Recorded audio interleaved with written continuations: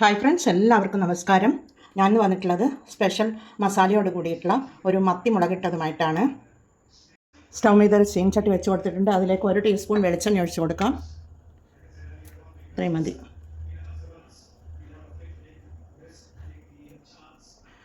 അതിലേക്ക് ഒരു 3-4 ചെറിയ ഉള്ളിയാണ് അതിട്ട് കൊടുക്കുന്നുണ്ട്. ഒരു തക്കാളിയുടെ പകുതിയാണ് അതുകൂടി ഇട്ട് കൊടുക്കുന്നുണ്ട്. പിന്നീട് ഒരു 4 വെളുത്തുള്ളിയും ഒരു ചെറിയ കഷ്ണം ഇഞ്ചിയും, പിന്നീട് ഒരു 5 കാശ്മീരി മുളകാണ് അതുകൂടി ഇട്ട് കൊടുത്തൊന്ന് നമുക്ക് വഴറ്റി കൊടുക്കാം.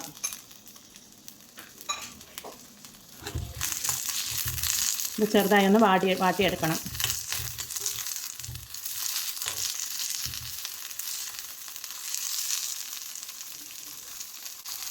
ഇതൊക്കെ ഇവിടെ വാടി വന്നിട്ടുണ്ട്. നമുക്ക് ഇത് ഒരു മിക്സിയുടെ ജാറിലിട്ട് അരച്ചു കൊണ്ടുവരണം. പേസ്റ്റ് രൂപത്തിൽ അരച്ചു കൊണ്ടുവരണം. പിന്നീട് സ്റ്റൗ മീത ഒരു പാൻ വെച്ച് കൊടുത്തിട്ടുണ്ട്. അതിലേക്ക് 1 ടേബിൾ സ്പൂൺ വെളിച്ചെണ്ണ ഒഴിച്ച് കൊടുക്കാം.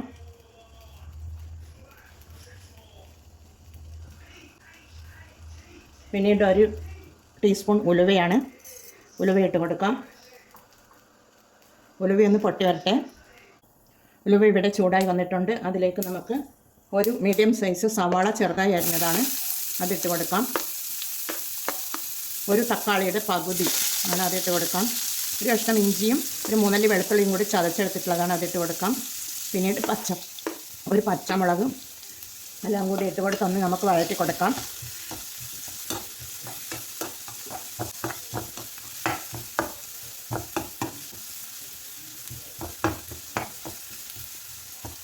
ഇതൊന്ന് ഇവിടുന്ന് ഇതിൻ്റെ പച്ചമണമൊന്ന് നല്ല ഒക്കെ പോയി ഒന്ന് വഴന്ന് വരട്ടെ. ഉള്ളിയൊക്കെ ഇവിടെ വഴന്ന് വന്നിട്ടുണ്ട്. അതിലേക്ക് 1 ടീസ്പൂൺ മഞ്ഞൾ പൊടി ഇട്ട് കൊടുക്കാം. 1 ടീസ്പൂൺ സാധാരണ മുളക് പൊടിയാണ് അതിട്ട് കൊടുക്കാം.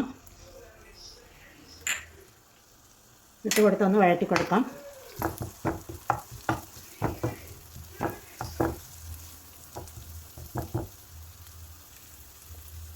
പിന്നീട് ഒരു അര ടീസ്പൂൺ ജീരകത്തിൻ്റെ പൊടിയാണ്, അതുപോലെ 1/2 ടീസ്പൂൺ കുരുമുളക് പൊടിയാണ് അതുകൂടി ഇട്ട് കൊടുത്തൊന്ന് നമുക്ക് പച്ചമണം മാറി വരുന്നത് വരെ ഒന്ന് വഴറ്റി കൊടുക്കണം.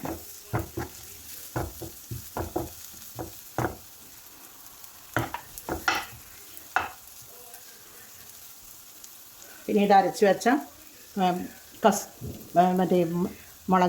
മുളകും ഉള്ളിയുമൊക്കെ തക്കാളിയുമൊക്കെ ചേർത്ത് വെച്ച അതിൻ്റെ പേസ്റ്റ് നമുക്ക് ഇതിലേക്ക് ഒഴിച്ച് കൊടുക്കാം.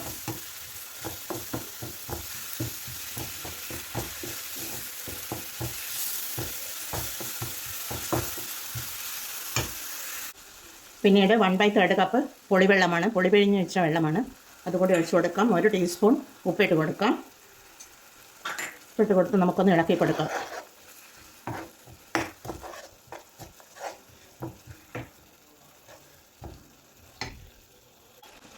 പിന്നീട് ഇതിലേക്ക് ഒരു 15 മത്തിയാണ് ചെറുതായി മുറിച്ചെടുത്തിട്ടുള്ളതാണ്, ക്ലീൻ ചെയ്ത് വെച്ച് നമുക്കതിലേക്ക് ഇട്ട് കൊടുക്കാം.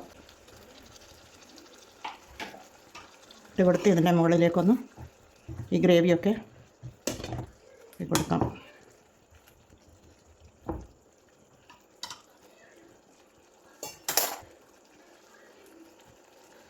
കുറച്ച് കറിവേപ്പില കൂടി വിതറി കൊടുത്ത് നമുക്ക് മൂടിയിട്ട് വേവിച്ചെടുക്കാം. ഒരു 10 മിനിറ്റ് അത് വെന്ത് വരട്ടെ. ഇത് മൂടി തുറന്ന് നോക്കാം. ഇത് ഗ്രേവിയോട് കൂടിയ ചെറിയ കുറുകിയ ചാറോട് കൂടിയ മത്തി ഇവിടെ കുറുകി വന്നിട്ടുണ്ട്. ഗ്രേവിയൊക്കെ നല്ലതുപോലെ കുറുകി വന്നിട്ടുണ്ട്. അതിലേക്ക് നമുക്ക് ഒരു കാൽ കപ്പാണ് തേങ്ങാപ്പാൽ ഒഴിച്ച് കൊടുക്കാം. ഇതുപോലെ ഇങ്ങനെ ചുറ്റിച്ച് ഒഴിച്ച് കൊടുത്താൽ മതി.